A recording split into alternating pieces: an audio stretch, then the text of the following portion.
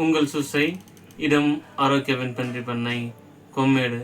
பார்த்தீங்கன்னாக்கா நம்ம பன்றி பண்ணையில் ஆரோக்கிய வெண்பன்றி பண்ணையில் வீடியோஸ் போடாமல் இருந்தோம் ரொம்ப நாளாக. கொஞ்சம் வேலை நிமித்தமாக நான் வெளியே போயிருந்தேன், அதனால் பண்ணைக்கு வீடியோஸ் எதுவும் போட முடியல. இப்போ நம்ம பண்ணையை பற்றி ஒரு சில பிஸ்னஸை பற்றி ஒரு சில விளக்கங்களும், பன்றி பண்ணையை பற்றி ஒரு சில விளக்கங்களும் இந்த வீடியோவில் கொடுக்க போகிறோம். பார்த்தீங்கன்னா நம்ம எவ்வளோ பேர் பண்ண வச்சுருக்காங்க.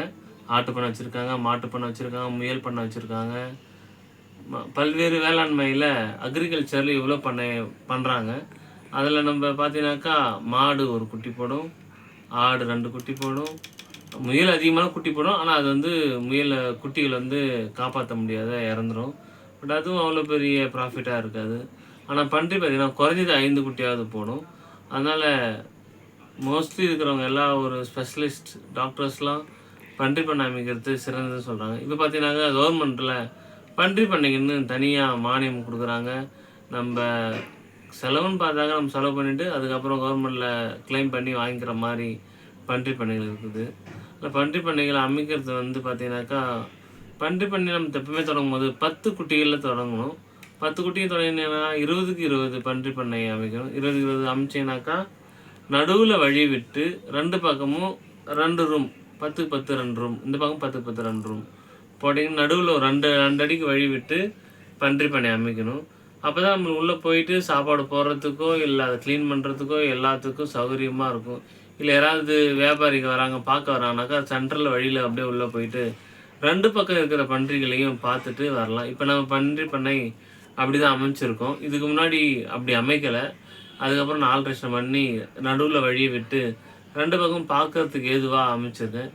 இப்போ நம்ம பன்றி பண்ணையில் நம்ம சொன்ன மாதிரி பன்றி தான் 5 குட்டி போடணுன்ற மாதிரி நம்ம பன்றி பண்ணையில் ஒரு பன்றி 9 குட்டிகள் போட்டுருது, இன்னொரு பண்ணி 7 குட்டிகள் போட்டுருது, இன்னொரு பண்ணி 6 குட்டிகள் போட்டுருது, இன்னொரு பண்ணி 5 குட்டிகள் போட்டுருக்கு, 4 பன்றிகள் குட்டி போட்டிருக்கு. நம்ம பண்ணையில் மொத்தம் 6 தாய் பன்றிகள் வச்சுருக்கோம். 6 தாய் பன்றி ஒரு டைம் குட்டி போகிறதுக்கு 3லேருந்து 4 மாதம் எடுத்துக்குது. அது 4 மாதம் ஒரு 4 மாதமாக வச்சுக்கும். 4 மாதத்துக்கு அப்புறம் ஒரு 2 மாதம் பால் குடிக்கிற ஏஜ், ஒரு 60 நாள் பால் குடிக்கிற ஏஜில் அப்புறம் அதை நம்ம தனியாக பிரித்து அதுக்கு ஃபீட் பண்ணி சாப்பாடு நல்லா போட்டு அதை வந்து வியாபாரிகளுக்கு கறிக்காகவும் ஏற்றோம். சில பண்ணைகளுக்கு நம்ம தாய் பன்றிகளுக்கும் கொடுக்குறோம்.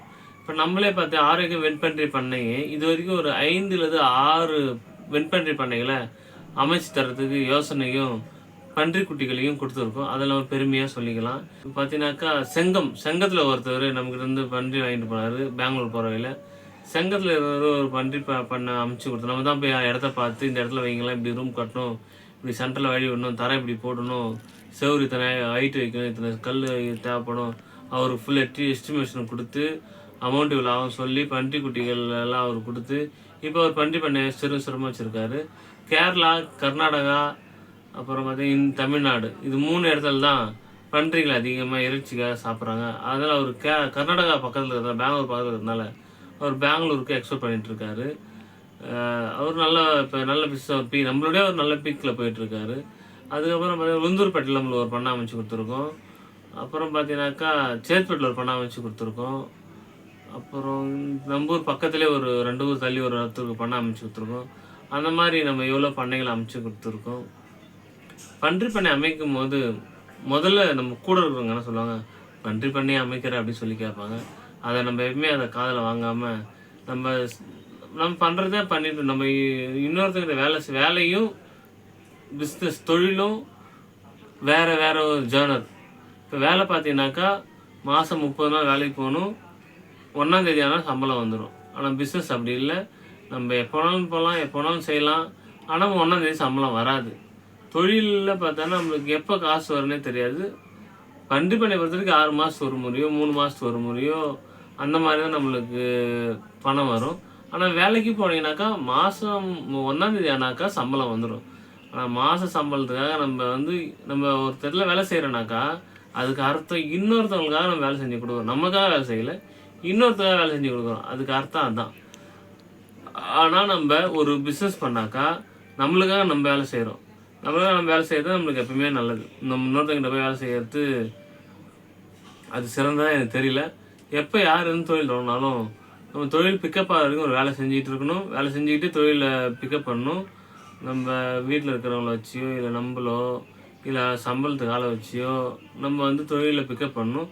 தொழில் பிக்கப் ஆன பிறகு வேலையை விட்டு தொழில் ஃபுல்லாக கான்சன்ட்ரேஷன் பண்ணி 1 இல்லது 2 தொழில்கள் பண்ணணும். இப்போ பார்த்தீங்கன்னா பன்றி பண்ணை நல்லா பிக்கப் ஆகிருக்கு. நம்ம ஊர்லேருந்து பார்த்துட்ருக்கோம். அடுத்து வந்து இப்போ பன்றி பண்ணைக்கு அப்புறம் மீன் பண்ணை வைக்கலாம்னு சொல்லி நம்மளுக்கு தெரிஞ்ச ஒருத்தர் ஐடியா கொடுத்துருக்காரு. பார்த்தீங்கன்னா கோழியுடைய வேஸ்ட்டு சாப்பிட்டே வளர்கிற மீன் 4 மாதத்துலேயே மீன் வந்து வளர்ந்து அது சேல்ஸுக்காக கன்னியாகுமரி, அப்புறம் கொல்கத்தா, ஹைதராபாத் அந்த மாதிரியான ஊர்களுக்கு ஒருத்தர் எக்ஸ்போர்ட் பண்ணிகிட்ருக்காரு. நம்மளும் அதை பண்ணலாம், அடுத்த தொழிலாக அதை பண்ணலாம்னு சொல்லிட்டு ஒரு யோசனை இருக்கும். இப்போது நம்ம ஜனவரியில் மீன் பண்ணைக்காக அந்த குட்டைகளை தோன்றி 2 சைட்லேயும் பில்லர் வச்சு மேலே வந்து ஒரு கூண்டு மாதிரி வீடு மாதிரி கட்டி அதில் ஒரு 20 நாட்டுக்கோழிகளை விட்டு அதில் நாட்டுக்கோழிகள் பண்ணுற எச்சத்தை மீனுக்கு உணவாகவும் நம்மக்கிட்ட இருக்கிற பன்றிக்கு போட சாப்பாட்டை மீனுக்கு சாப்பாடு போட்டு 2 பிஸ்னஸாக பண்ணலாம்னு சொல்லிட்டு ஒரு யோசனை இருக்கிறோம். எப்பயுமே நம்ம பிஸ்னஸ் பண்ணாக்கா சீக்கிரமாக ஒரு நல்ல பொசிஷனுக்கு போகலாம். வேலை செஞ்சால் வேலை செஞ்சுட்டே இருக்கணும். இன்றைக்கி வேலை செய்யணும், அடுத்த மாதம் வேலை செய்யணும், அதுக்கடுத்த மாதம் என்றைக்கும் 1ஆம் தேதிக்காக எதிர்பார்க்காம ஒரு நல்ல ஒரு ப்ராஃபிட்காக எதிர்பார்த்தோன்னா நம்ம வாழ்க்கையும் நல்லாயிருக்கும், நம்மளும் முன்னேறலாம். இந்த வீடியோ முடிவில் நான் ஒரு சின்ன கதை சொல்ல விரும்புகிறேன். ஒரு காட்டில் 2 விதமான புலிகள் இருந்துச்சு. ஒரு புலி என்ன பண்ணுன்னா மாதத்துக்கு ஒரு டைம் மட்டும் போயிட்டு வேட்டையாடி உணவை எடுத்து வந்து வச்சு சாப்பிடும். ஒரு புலி இருந்துச்சு. அந்த புலி என்ன பார்த்தீங்கன்னாக்கா தினமும் போயிட்டு வேட்டையாடி எடுத்து வந்து வச்சு சாப்பிடும். அந்த மாதத்துக்கு ஒரு டைம் வேட்டைக்கு போகிற புலியானது ஒரு 2 மானையோ இல்லது 3 மானையோ எடுத்து வந்து வச்சு அந்த மாதம் முழுவதும் சாப்பிட்டு அந்த மாதம் முழுவதும் சாப்பிட்னா அது வந்து பழசாகிடும். நம்ம ஒரு நாள் விட்டு அடுத்த நாள் சாப்பிட்ற சாப்பாடு பழசாகிடுது. அது மாதிரி இருக்கும்போது அந்த இறைச்சி வந்து பழசாக இருக்கும். ஆனால் அந்த புளி என்ன பண்ணும், அந்த இறைச்சின்னு சொல்லிட்டு மாதம் முழுவதும் 31ஆம் தேதி வரைக்கும் அந்த கறியை சாப்பிட்டு வரும்.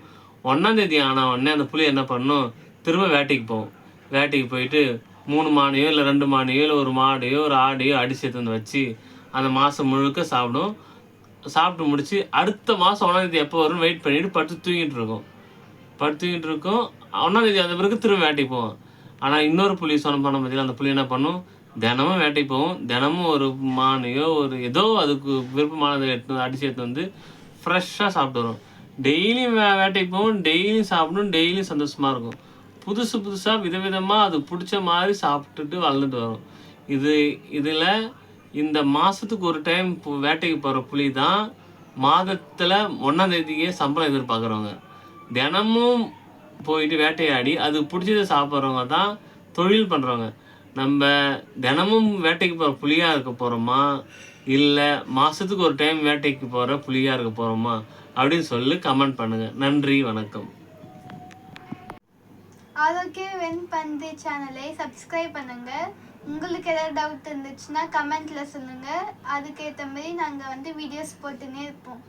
பாய்.